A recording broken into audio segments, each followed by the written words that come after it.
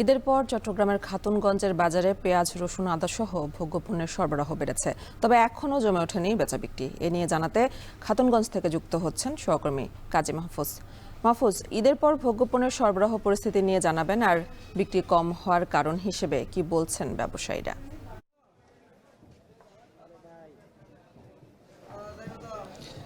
ঈদ পরবর্তী দেশের ভোগ্যপণ্যের অন্যতম বৃহত্তম বাজার বলা হয় চট্টগ্রামের খাতুনগঞ্জ। এই খাতুনগঞ্জে আমরা দেখতে পাচ্ছি দোকানপাট কিন্তু পুরোদমেই চালু হয়েছে।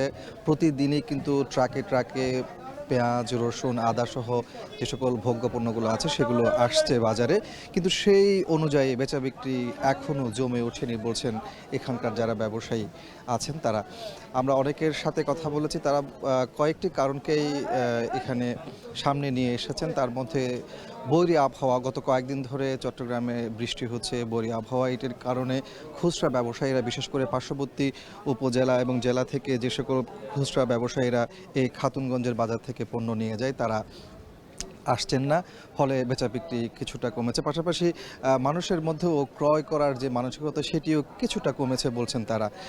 আর আপনাকে যদি নির্দিষ্ট করে বলি, আজকের খাতুনগঞ্জের বাজারে পেঁয়াজ, দেশি পেঁয়াজ বিক্রি হচ্ছে ৪৭ থেকে ৫৩ টাকা কেজিতে। আপনাকে বলে রাখি যে গত ৫ মাস ধরে কিন্তু খাতুনগঞ্জের বাজার দখলে রেখেছে দেশি পেঁয়াজ, যেখানে ভারতের পেঁয়াজ নেই বললেই চলে। সেই জায়গাতে এখানে যারা কৃষক আছেন, পেঁয়াজ উৎপাদন করছেন, তারা অনেকটা লাভবান হচ্ছেন এমনটি বলছেন এখানকার ব্যবসায়ীরা। পাশাপাশি রসুনের কথা যদি বলি, সেক্ষেত্রে চায়না রসুন আজকের বাজারে বিক্রি হচ্ছে কেজি প্রতি ১৪২ থেকে ৪৪ টাকায়। এছাড়া আদার ক্ষেত্রেও আমরা দেখতে পাচ্ছি দাম অনেকটা কমে এসেছে। আজকের বাজারে কেরালার আদা বিক্রি হচ্ছে কেজিতে ৭৫ থেকে ৮০ টাকায়। আর চায়না আদা যেগুলো আছে সেগুলো আজকের বাজারে আমরা দেখতে পাচ্ছি বিক্রি হচ্ছে ১০৮ থেকে ১১০ টাকা কেজি দরে।